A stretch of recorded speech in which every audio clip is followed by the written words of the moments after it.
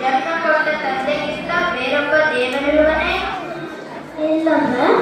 ಇಲ್ಲ ಇಲ್ಲ, ನಾನಲ್ಲದೆ ಮತ್ತೊಬ್ಬ ದೇವನಿರಲು ಸಾಧ್ಯವಿಲ್ಲ. ಜಗತ್ತಿಗೆಲ್ಲ ನಾನೇ ಸರ್ವೇಶ್ವರ.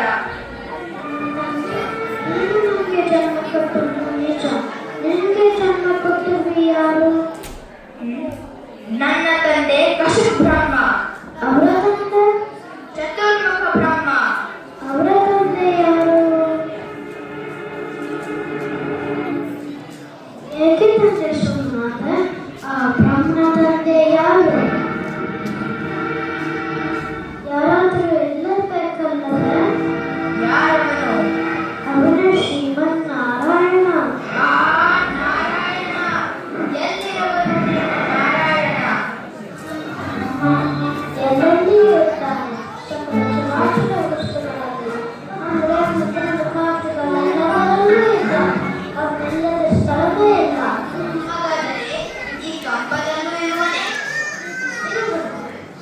ನಿನ್ನ ಭಕ್ತಿ ನಿನ್ನನ್ನು ಮೂರ್ಖನಾಗಿ ಮಾಡಿದೆ.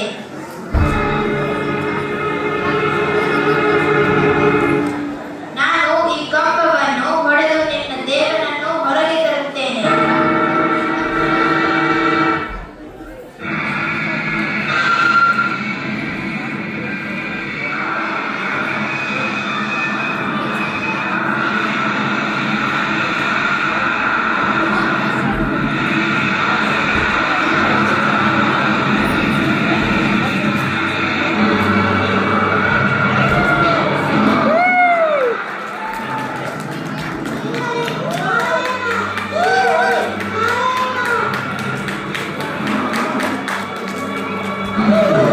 ನೀನು ದೇವನ, ಮಾನವನ, ಸಿಂಹನ?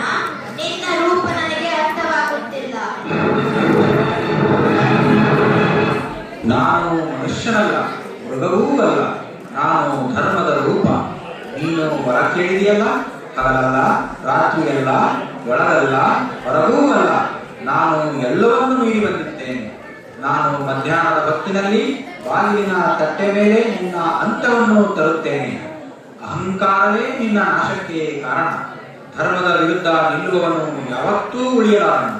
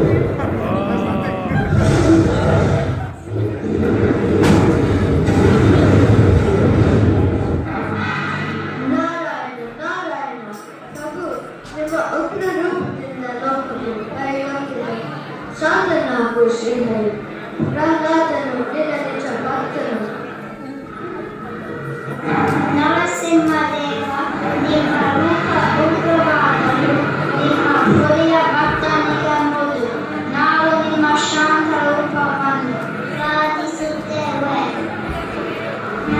ಪ್ರಭು, ನಿಮ್ಮ ಕೋಪ ಧರ್ಮಕ್ಕಾಗಿ ಈಗ ದಯೆಯಿಂದ ಶಾಂತವಾಗಿ.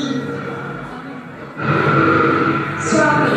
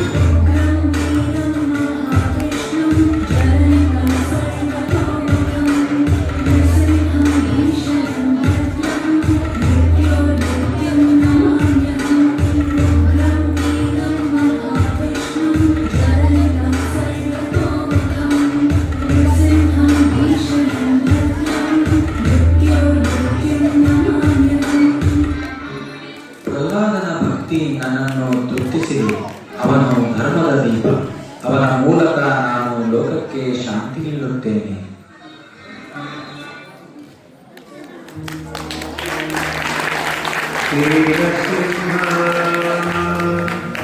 जय नरसिंह,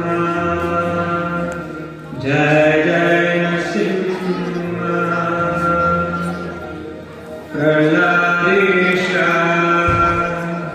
जय पद्मा मुख पद्मा भृंगा।